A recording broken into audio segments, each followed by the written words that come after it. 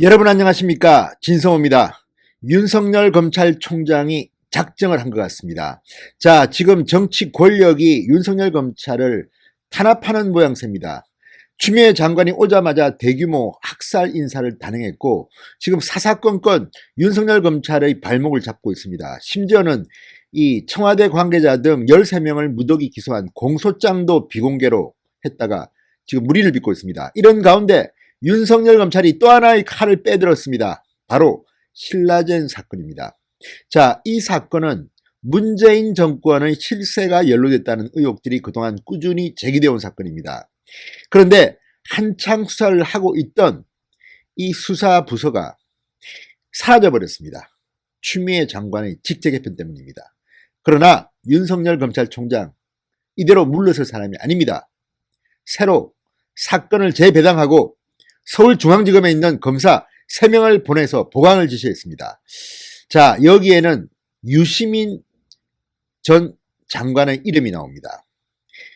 아직까지 예단하기는 이릅니다. 그렇지만 유시민 전 장관이 여기에 연루됐을 가능성이 꾸준히 제기되어 왔고 또 실제로 유시민 전 장관이 이와 관련된 의혹들이 구체적으로 나온 것도 있습니다.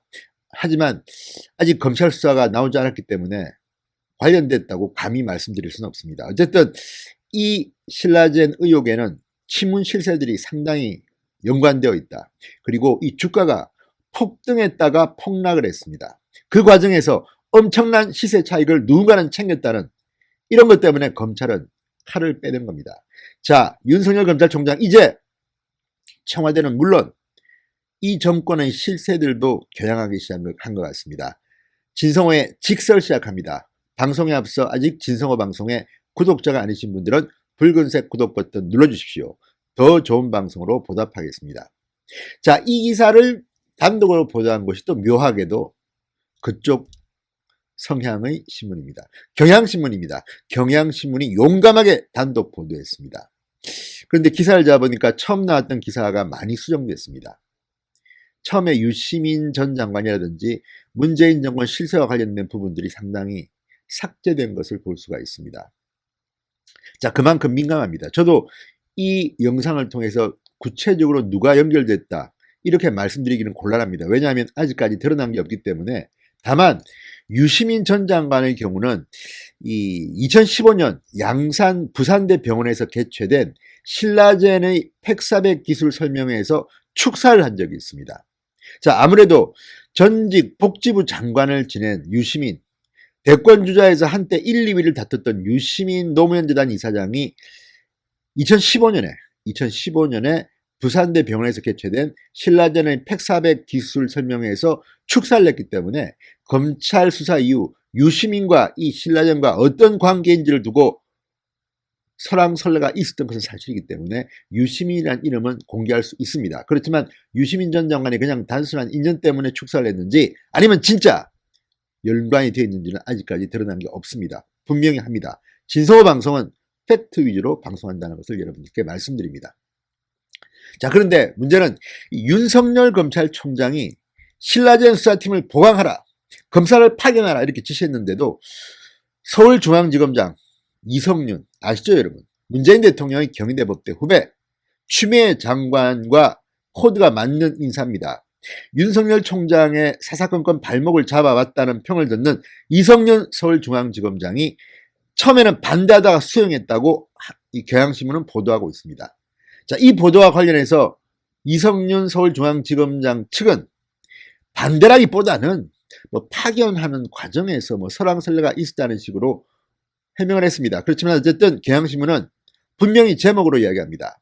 이성윤 반대하다 수용, 윤석열 신라젠 수사팀 보강하라, 검사 파견 지시.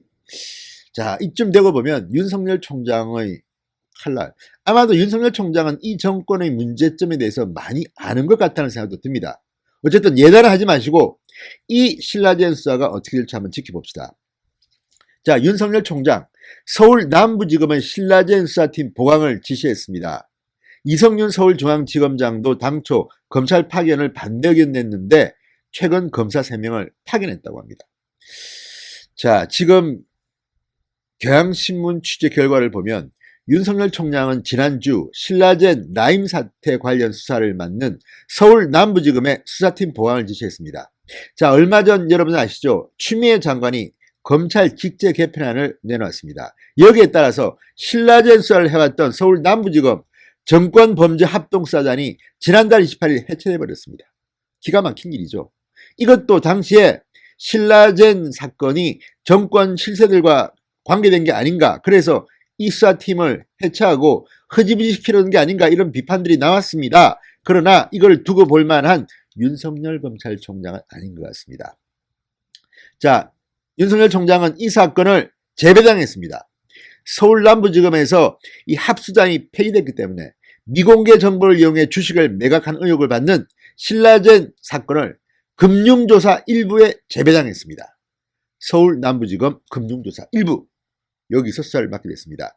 자, 윤 총장은 금융사의 경험이 많은 검사들을 남부지검에 다수 파견해서 요거 한번 제대로 파헤쳐라, 이렇게 지시했다고 합니다. 재출범 수준의 수사팀 보강을 지시했다는 것입니다. 경향신문의 보도입니다. 다른 데도 아니고 조선일보나 동아일보, 중앙일보가 아닙니다. 경향신문이 이렇게 보도했습니다.